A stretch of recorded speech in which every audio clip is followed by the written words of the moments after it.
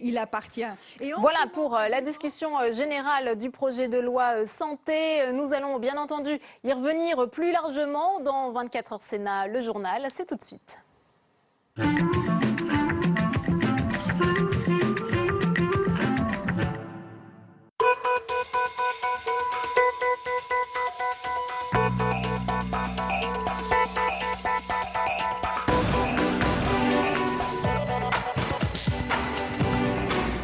Bonsoir et bienvenue dans cette nouvelle édition de 24 heures Sénat. Voici les titres. Face à la colère des médecins, exit la généralisation du tiers payant. La mesure a été supprimée en commission par les sénateurs et devrait être votée en séance alors que s'ouvre aujourd'hui l'examen du projet de loi santé au Sénat. Décryptage et débat dans cette édition. L'Europe en quête d'un accord sur l'accueil des réfugiés. Réunion d'urgence à Bruxelles des ministres de l'Intérieur. Quelle répartition entre les États membres? La question est sur la table alors que certains pays débordés par l'arrivée de migrants ont rétabli leur contrôle aux frontières. On sera en duplex avec notre envoyé spécial Noura Hamadi.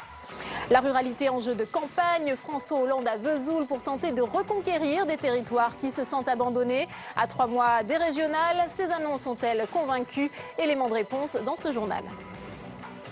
Je vous le disais en titre, c'est une Europe divisée sur la crise migratoire qui était réunie en urgence à Bruxelles aujourd'hui, alors que plusieurs États membres débordés par l'afflux de migrants ont rétabli leur contrôle à la frontière. Louis Sibyl. Des contrôles de camions, des fouilles de sacs, les frontières se dressent de nouveau en Europe, comme ici, entre l'Allemagne et l'Autriche. Objectif, stopper temporairement l'arrivée des migrants. Hier, Berlin a même interrompu le trafic ferroviaire depuis l'Autriche. Les migrants se trouvent coincés. Je vais rester là car je ne peux plus revenir en arrière, mais je ne peux pas non plus avancer. Berlin, Vienne, mais aussi la Pologne veulent rétablir les contrôles frontaliers, une possibilité laissée par les accords de Schengen dans des cas exceptionnels. Pour faire face à la crise migratoire, certains veulent aussi développer des centres d'enregistrement ou en anglais hotspots. Il en existe déjà en Italie, à Catane.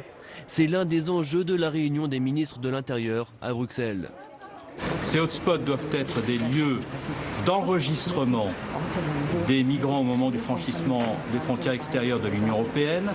Ils doivent permettre de distinguer ceux qui relèvent du statut de réfugiés de ceux qui sont migrants économiques irréguliers et qui doivent être reconduits à la frontière. En Hongrie, plus de 10 000 migrants sont arrivés ce week-end, un record. Demain, le pays sera complètement fermé avec 7 clôtures de 2 mètres de haut sur toute sa frontière avec la Serbie. Et on retrouve Noura Hamadi, notre envoyée spéciale en direct de Bruxelles. Bonsoir Noura, alors est-ce qu'il y a une chance ce soir de parvenir à un accord ? Écoutez Delphine, on se dirige vers un accord à minima à l'heure où je vous parle, notamment sur la question des 40 000 réfugiés qu'on doit prendre en charge d'ici quelques semaines. Il était question dans le menu de ces discussions de s'accorder sur le principe de 120 000 réfugiés supplémentaires avec la clé de contrainte. Or, pour l'instant, il n'est pas question de parler de contrainte sur ces réfugiés. Les pays de l'Est restent opposés à toute cette répartition contraignante. Une réunion multipartite a notamment réuni la France, l'Allemagne, la Commission européenne, le Luxembourg qui préside le Conseil dans le cadre de la présidence tournante et l'Italie, la Grèce et la Hongrie qui sont les premiers pays d'entrée des discussions, des réfugiés. C'était au menu des discussions de ce soir. Cette réunion avait pour objectif de mettre la pression sur leurs homologues européens pour arriver donc à une position commune sur le renforcement des contrôles aux frontières extérieures et la création de ces fameux hotspots dont on vous parlait dans le reportage que vous venez de voir, des centres d'enregistrement, d'identification et de sélection des migrants. Selon des sources européennes, la réunion ne s'est pas si mal passée et les pays d'entrée commencent à comprendre qu'ils ont tout intérêt en fait à adhérer à ce projet. La Hongrie notamment a, semble-t-il, eu une attitude constructive. Pas sûr pourtant qu'on arrive toutefois à un accord. Est-ce qu'il faudra passer alors Noura par un Conseil européen des gouvernements pour parvenir à un accord ? Alors effectivement, de nombreuses délégations ont fait savoir qu'il risquait d'y avoir un Conseil européen avant fin septembre, une manière de politiser le débat et de montrer à quel point le niveau des négociations nécessite que les chefs d'État et de gouvernement soient assis autour d'une table. Les blocages subsistent notamment donc sur la question des hotspots et des clés de répartition.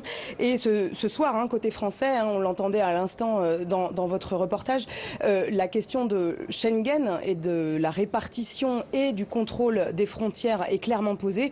On nous disais, sans répartition solidaire, c'est la fin de Schengen. Donc pas sûr que ce soir, si on n'arrive pas à un accord, il ne faille pas en passer par un Conseil européen qui serait, semble-t-il, dès la semaine prochaine. Merci beaucoup Nora. Et dans ce contexte, Philippe Bas, président Les Républicains de la Commission des lois du Sénat, propose dans un entretien au Figaro d'associer la Haute Assemblée pour plus de contrôle sur les conditions d'accueil des réfugiés. Paul Bouffard.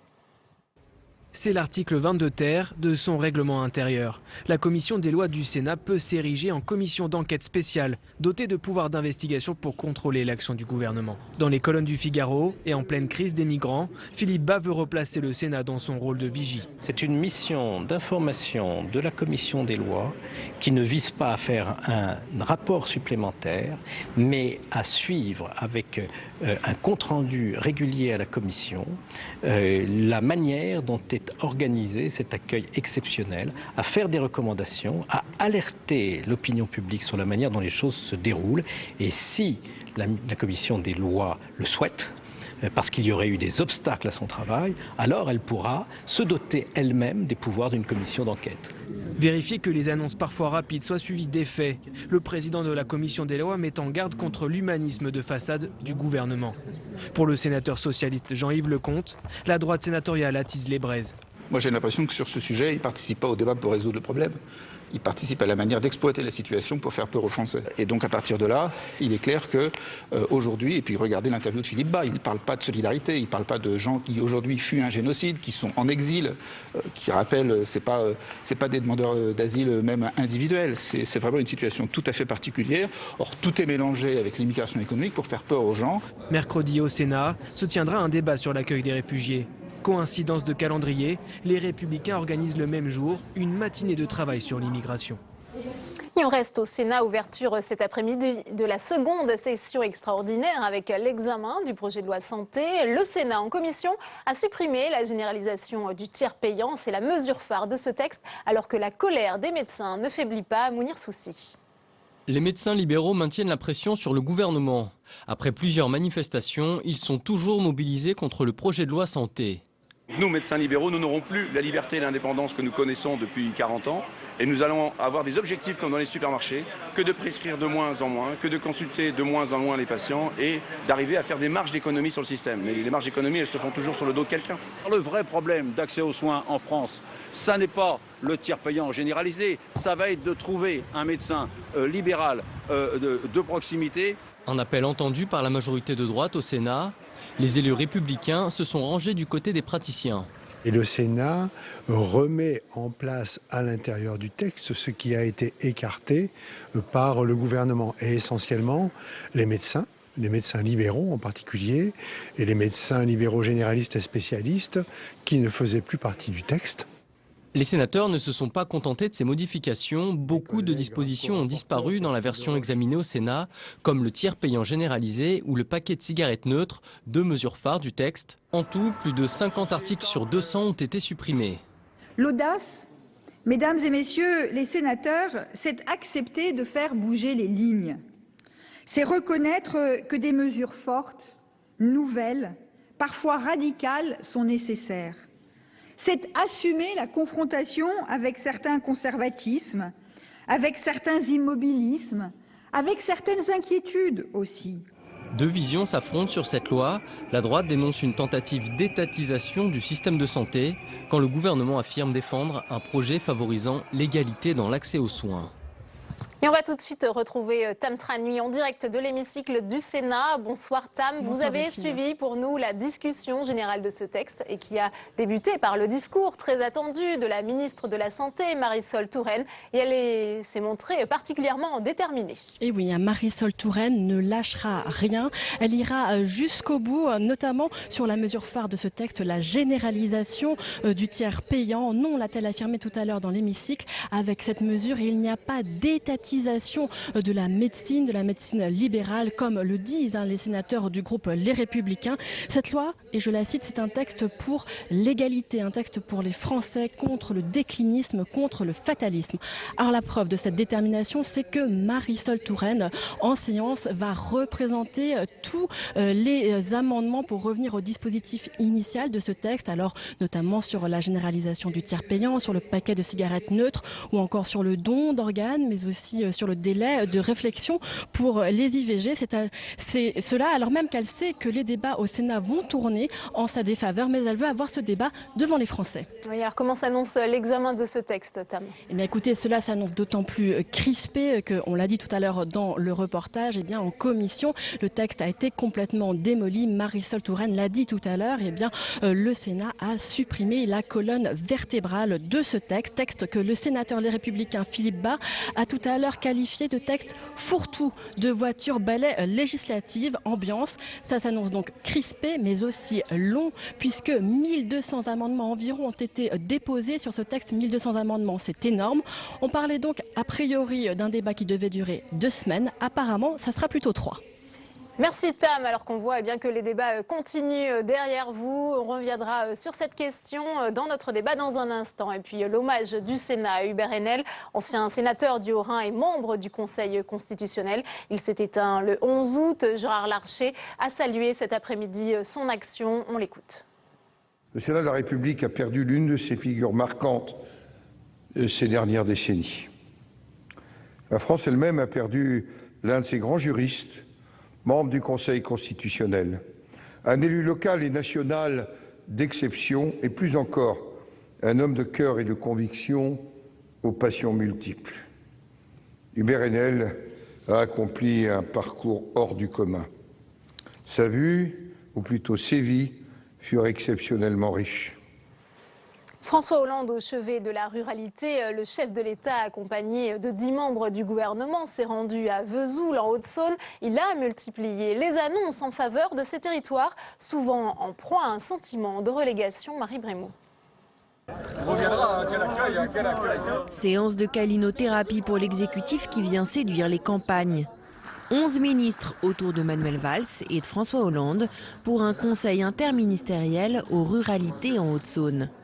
Parmi les annonces du chef de l'État, le détail du fonds d'1 milliard d'euros débloqué en faveur des collectivités locales. Une moitié, c'est-à-dire 500 millions d'euros, accompagnera les priorités définies conjointement entre l'État et les associations d'élus sur la transition énergétique, les infrastructures, le logement. L'autre moitié sera destinée aux territoires ruraux. Une enveloppe conséquente qui tombe à pic. À 3 mois des élections régionales, l'exécutif fait les yeux doux à des territoires qui se sentent souvent oubliés. Et parmi les 21 mesures en faveur de ces territoires, une était particulièrement attendue. François Hollande a ainsi annoncé que 700 médecins généralistes seraient formés à l'aide médicale d'urgence d'ici 2017. L'objectif, qu'aucun habitant ne soit à plus de 30 minutes d'un service d'urgence. L'installation des médecins en milieu rural sera aussi favorisée. Mais pas sûr que cela suffise à calmer la grogne des maires ruraux, inquiets de la réforme territoriale et de la baisse des dotations. Et pour commenter ces annonces, nous sommes en ligne avec Yves Cratinger, ancien sénateur, président du conseil départemental de la Haute-Saône. Bonsoir. Bonsoir. Alors comment avez-vous accueilli ces mesures en faveur de la ruralité? On le disait à l'instant, 500 millions d'euros pour revitaliser ces zones qui se sentent souvent abandonnées. Écoutez, le président et toute l'équipe qui était présente en Haute-Saône aujourd'hui déjà nous ont fait honneur. Ils ont regardé et disons rencontré tous les partenaires qui agissent et qui vont de l'avant, comme on dit, sur le plan des services publics dans les territoires, sur le plan de l'équipement, sur le plan de l'ensemble des attentes de nos concitoyens. Dans son allocution, après le conseil interministériel sur la ruralité, le président a présenté un certain nombre de mesures. Et ce sont des mesures, bien sûr, donc pour moi, je considère qu'elles vont dans le bon sens. Je ne sais pas si elles rassureront tous les maires, mais elles en rassureront certainement certains. En tout cas, il y avait une vraie volonté d'aller de l'avant, partagé d'ailleurs par l'ensemble des ministres. On dit que ces territoires se sentent relégués, abandonnés. Est-ce que c'est un sentiment que vous partagez, que vous ressentez dans votre département par exemple? Bien, à la fois, il m'arrive de le ressentir, à la fois, il m'arrive de ressentir autre chose, c'est-à-dire une réelle volonté d'aller de l'avant. Vous savez, moi j'ai survécu à une tempête au mois de mars dernier, et c'est en présentant ce que nous faisions, toute une démarche très volontariste, très positive, pour une ruralité qui soit plus moderne, qui soit attrayante, qui soit dynamique, qui soit connectée aussi. Et je sens que nos concitoyens évoluent. Bien sûr, il y a un passé, une dizaine, vingtaine, trentaine d'années, où le service public était souvent très près, mais aujourd'hui, c'est vrai qu'on l'exerce différemment, tant en ce qui concerne l'emploi qu'en ce qui concerne, par exemple, les versements bancaires, interbancaires, etc. Et donc, c'est une révolution qui est en route. Je crois que si on devait aujourd'hui pousser à l'extrême une mesure, c'est le déploiement du numérique dans les zones rurales. Je crois que c'est ça le plus important, parce que c'est par là que passent la plupart des réponses aux attentes de nos concitoyens. On sait aussi bien que ce déplacement intervient à quelques mois des élections régionales. Est-ce que ce déplacement finalement avait aussi des airs de campagne, Yves Cratinger? Franchement, j'ai accompagné le président toute la journée, tant en entreprise qu'à la rencontre avec les élus. Il y avait beaucoup de monde. Ça donnait pas du tout ce sentiment. Il y a eu une écoute mutuelle, les représentants de la droite républicaine étaient présents, ils se sont exprimés comme nous, il y a eu des échanges qui n'ont jamais pris un caractère très vif, c'était plutôt des échanges, disons, courtois et de bon sens, apportant toutes et tous un témoignage sur tel ou tel thème. Et on était très loin d'une ambiance de campagne électorale. Je me suis exprimé comme président de conseil départemental. La présidente de région s'est exprimée. Elle n'a pas eu plus de temps que moi. Nous avions un temps très court. Le président n'a jamais parlé de campagne électorale. Et franchement, nous étions très très loin des compétences de la région, que vous connaissez, que je connais bien. Et donc, on était totalement dans les compétences locales, celles des communes, celles de l'État dans les territoires et celles du département. Et donc, on n'était pas du tout en campagne électorale. Merci Yves Cratinger d'avoir été en direct avec nous dans ce journal. 24 heures Sénat, tout de suite le débat.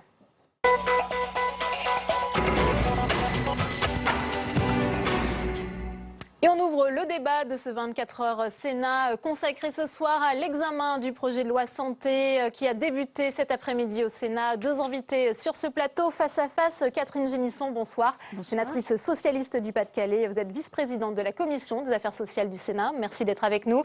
J'accueille également Daniel Chassaing, bonsoir. Sénateur Les Républicains de la Corrèze. Vous êtes également membre de la Commission des affaires sociales. Et je le précise, vous êtes médecins, tous les deux. Alors, cette généralisation du tiers payant, il en a beaucoup été question aujourd'hui puisque le Sénat a décidé bien de la supprimer. Est-ce que finalement c'est la grogne des médecins qui a été entendue par les sénateurs qui finalement plie peut-être face aux manifestants? Si vous voulez, le tiers payant, il faut déjà remettre dans le contexte, si vous voulez. Le tiers payant, souvent, plus des médecins font 50 ou 70% de tiers payant. Les gens qui sont en CMU, tiers payant. Ils ont déjà droit. D'accord. Les personnes qui sont en ALD, affection de longue durée, on peut faire le tiers payant sans problème. Moi, je le fais. Et donc, qu'est-ce qui manque? Il manque, en fait, peut-être une personne sur 20 qui a des difficultés en fin de mois. Ça arrive. Et qui nous dit, par exemple, écoutez, vous remettrez le chèque dans une semaine. Alors, c'est pour ces personnes-là. Et moi, j'avais fait, d'ailleurs, un amendement mais qui est tombé parce que, effectivement, l'article a été enlevé, pour faire un tiers payant à la demande du patient. Et je suis sûr qu'il n'y aurait pas eu de problème avec les professionnels et ça aurait été un bon compromis. Parce qu'en fait, le tiers payant généralisé, c'est quand même un petit peu une mise en place qui est assez idéologique parce qu'il y a très peu de gens qui le demandent. Oui, la droite, effectivement, sénatoriale dénonce une étatisation du système de santé avec la généralisation de ce tiers payant. Qu'en pensez-vous, Catherine Génisson? Non, je ne pense pas qu'on puisse parler d'étatisation du système de santé avec la mise en place du tiers payant généralisé. Je suis d'accord avec mon collègue médecin pour dire que les médecins généralistes à l'intérieur de leur cabinet médical pratiquent le tiers payant pour un certain nombre de personnes, pour lequel d'ailleurs c'est c'est obligatoire, c'est mis en place, et pratique aussi, des facilités de paiement pour les personnes qui ont des difficultés financières. Le sujet, c'est qu'un certain nombre de personnes ne viennent pas chez le médecin traitant, n'arrivent pas chez le médecin parce qu'ils ont des difficultés financières et qu'ils ne sont pas dans les dispositifs qui existent actuellement. Alors, le tiers payant, c'est une mesure technique.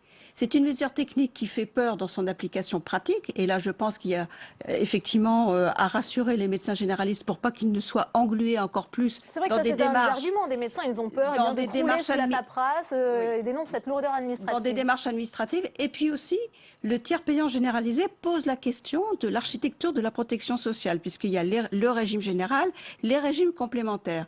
Et cela fait longtemps que les relations entre le régime général et les régimes complémentaires évolue et il est important qu'il y ait un débat de fond sur l'architecture de la protection sociale. Daniel Chassaing, c'est vrai que c'est évoqué par Catherine Génisson, il y a quand même, selon différentes études, un Français sur 4 qui renonce aux soins faute d'argent. Alors cette mesure finalement de généralisation du tiers payant permettrait l'accès aux soins pour tous. Oui, non, une mesure d'égalité, a dit la ministre cet après-midi. C'est pas la peine de faire un projet de crispation, alors que si on avait mis simplement à la demande du patient, ça réglait absolument tous les problèmes. Il faut qu'il se déplace, ce patient, pour faire la demande. Lorsqu'il vient en consultation, il est obligatoirement déplacé. Oui. S'il renonce aux soins, il ne fera peut-être pas ce déplacement par lui-même. Catherine Génisson. Ce qu'il faut savoir, c'est qu'il y a... moi, je suis dans une région, malheureusement, où la précarité est très lourde. Je suis sénatrice du Pas-de-Calais. Il faut savoir qu'il y a des personnes qui, par dignité, ne souhaitent pas, ne demandent pas les aides. Que ce soit d'ailleurs le sujet du tiers payant, comme le sujet d'aide sociale qui existe par ailleurs. Et avoir à demander à ne pas payer, c'est gênant. Par contre, dans une relation de confiance qui existe et qui se passe, il faut le reconnaître, avec le médecin en disant je vous donne mon chèque, mais vous le toucherez dans 15 jours, ça se passe bien. Mais il y a quand même des personnes, il y a quand même, vous l'avez dit, une personne sur 4 qui ne rentre pas dans le cabinet. C'est ça le sujet. C'est pas quand les gens sont dans le cabinet, c'est avant que les gens n'arrivent dans le cabinet médical. Les médecins ont confiance, les patients ont confiance en leur médecin. Et lorsqu'ils ont un problème, ils le disent, et d'ailleurs on le fait déjà à tiers payant, mais s'il y avait à la demande du patient, il y aurait peut-être une personne sur 10 qui le demanderait, et puis on aurait réglé le problème et on n'aurait pas crispé les médecins. On dit aussi que les médecins redoutent des retards de paiement, ça c'est un risque? Obligatoirement, c'est un risque avec certaines mutuelles. Donc, comment après la sécurité sociale va faire un pôle de toutes les mutuelles, ça c'est quelque chose qui peut-être se fera, mais pour l'instant on n'en sait rien. Oui, sur les modalités pratiques, effectivement, de la mise en place de ce tiers payant généralisé, Catherine Génisson, beaucoup de questions. Oui, beaucoup de questions. Cela dit, la ministre a pris des engagements très forts, c'est-à-dire qu'il n'y aura pas de relation directe avec les mutuelles.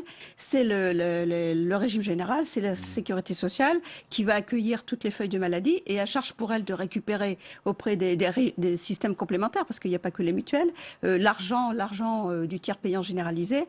Et en principe, les médecins doivent être payés dans les 7 jours de leur tiers payant généralisé. Alors, effectivement, la ministre a assuré que c'était un dispositif simple, différent de ceux qui existent aujourd'hui d'ailleurs, par rapport à la couverture maladie universelle, à la complémentaire santé. Il faut être attentif à la réalisation pratique de la mise en place du tiers payant généralisé. Nous avons d'ailleurs, nous socialistes, demandé un rapport dans un an pour voir où on en est, dans quelle situation nous serons dans un an. Mais il y aura une augmentation des frais de santé. C'est une des conséquences à craindre, selon vous, Daniel Chassaing ? Écoutez, est-ce qu'il y aura une augmentation des frais de santé au niveau de la sécurité sociale? Je ne sais pas. Est-ce que, vraisemblablement, la sécurité sociale va bien sûr avoir du personnel pour pouvoir avoir cette mise en place de ce fonds qui va, à la place des mutuelles, rembourser les médecins, et dans un deuxième temps, elle va se faire rembourser au niveau des mutuelles. Alors, je pense qu'il faut effectivement qu'il y ait le moins possible d'incidence sur la Sécu, qui est déjà en pas très bon état. Catherine Génisson, de manière générale, on a vu que la droite sénatoriale avait beaucoup modifié ce texte, supprimé beaucoup d'articles. Ce texte avait été décrit comme obèse. Est-ce que finalement, c'est devenu un texte fourre-tout? C'est ce qu'a dit justement dénoncé la droite sénatoriale après son passage à l'Assemblée nationale. Non, c'est un texte qui a quand même une cohérence très solide. Hein. Le sujet de l'égalité de nos concitoyens devant la médecine et les progrès de la médecine est quand même le fil conducteur, la colonne vertébrale de ce texte, avec 3 volets: le sujet de la prévention, le sujet justement de l'organisation des soins autour du citoyen à partir du médecin traitant et avec toute la mise en place du parcours de soins, le sujet de la réorganisation des hôpitaux avec la mutualisation des hôpitaux en groupement hospitalier de territoire, et aussi la volonté qu'il y ait une plus forte connexion entre l'hôpital et la médecine ambulatoire. Et puis le 3e sujet, ce sont l'amélioration des droits citoyens, des droits en démocratie sanitaire pour nos concitoyens, avec en particulier une mesure assez importante, phare, qui est le droit à l'oubli pour les personnes qui ont été atteintes d'un cancer et qui sont guéries. Donc c'est un texte qui a une cohérence. Daniel Chassaing, est-ce que ce projet de loi va réellement moderniser notre système de santé? C'est son objectif affiché. Bon, non, je ne pense pas qu'il y a une grande modernisation. Donc, on a considéré, si vous voulez, qu'au niveau de l'ARS, il y avait... les agences régionales de santé. Oui, l'agence régionale de santé, si vous voulez, qui prenait un pouvoir beaucoup plus important qu'il existe actuellement vis-à-vis de la médecine libérale. Et donc, ce qui est souhaité, c'est que les médecins libéraux et les médecins spécialistes aient toute leur place. Et on a quand même au niveau des médecins de premier recours, donc c'est le médecin généraliste, mais les médecins de 2e recours qui sont des médecins spécialistes et qui sont très très importants dans le parcours de soins étaient un petit peu oubliés. Est-ce que les agences régionales de santé ont trop de pouvoir dans ce texte, selon vous? Non, parce qu'il y a eu, alors là, à l'Assemblée nationale et après concertation avec les médecins de la médecine ambulatoire, une vaste concertation qui a fait en sorte qu'on mette en place des communautés professionnelles de territoires de santé qui font que c'est à l'initiative des professionnels de santé, au premier chef desquels se situent les médecins, qui ont la compétence pour organiser leur manière de travailler. Et les agences régionales de santé sont là uniquement pour entériner, elles ne sont pas là pour ordonner. Là, je crois qu'il y a vraiment une modification très importante entre le texte initial du gouvernement et la discussion qu'il y a eu à l'Assemblée nationale après les rencontres qu'il y a eu avec l'ensemble des médecins libéraux, que ce soit les médecins de premier recours ou les médecins spécialistes. On a vu François Hollande en déplacement aujourd'hui à Vesoul sur le thème de la ruralité. Il y a également des mesures destinées à lutter contre les déserts médicaux. Alors, quelle est la position du Sénat, Daniel Chassaing? Si vous voulez, il y a la position du Sénat, il y a la position aussi d'un élu rural. Élu de la Corrèze, je rappelle. De la Corrèze, voilà. Actuellement, il y a un problème, puisqu'il y a 15 000 médecins retraités qui sont obligés de continuer. Moi, j'en fais partie, j'ai des remplaçants, mais qui sont obligés de continuer parce qu'on ne trouve pas de remplaçants. Il y a 25% des jeunes diplômés qui ne s'installent pas. Donc peut-être qu'il faut faire des améliorations, si vous voulez, à ce qu'il y ait davantage de stages en milieu rural près du médecin pour que, eh bien, on découvre le travail, qui est un travail formidable. Est-ce qu'il faut des mesures coercitives? Non. Il faut laisser la liberté d'installation. Oui, des mesures coercitives pour les stages des étudiants. Oui. Mais les mesures coercitives, peut-être il faudra en prendre, mais je pense qu'il faut éviter d'en prendre. Hein. Il faut éviter d'en prendre. Mais je pense qu'on doit, augmenter pour moi le numerus clausus. Le numerus clausus n'est pas assez important parce que les médecins travaillaient, mettons, 24 heures sur 24. Maintenant, les jeunes privilégient la vie de famille. Donc, on aura 10% de moins de médecins en 2019, alors qu'on aura 10% d'habitants de plus. Ouais. Et je vous signale qu'actuellement, très rapidement, qu'on va faire des études à nos enfants en Belgique ou en Roumanie, et que c'est dommage qu'on puisse pas augmenter un peu le numerus clausus. La généralisation du tiers payant qui finalement va peut-être donner beaucoup de travail, beaucoup de paperasse, on l'a dit aux médecins, est-ce que ça peut rendre ce métier encore plus attirant et répondre à cette question d'installation? Je crois que ça a été dit, quand on fait des stages en médecine générale, on aime la médecine générale. Donc il y a vraiment une réforme à faire au niveau des études médicales et à faire en sorte que les doyens considèrent que la médecine générale est une spécialité. On termine ce débat par un point d'accord entre vous. Merci à tous les deux d'avoir été mes invités. C'est la fin de cette édition. Merci à vous de l'avoir suivi. À 22 h, vous retrouvez Sonia Mabrouk. Très bonne soirée, à demain.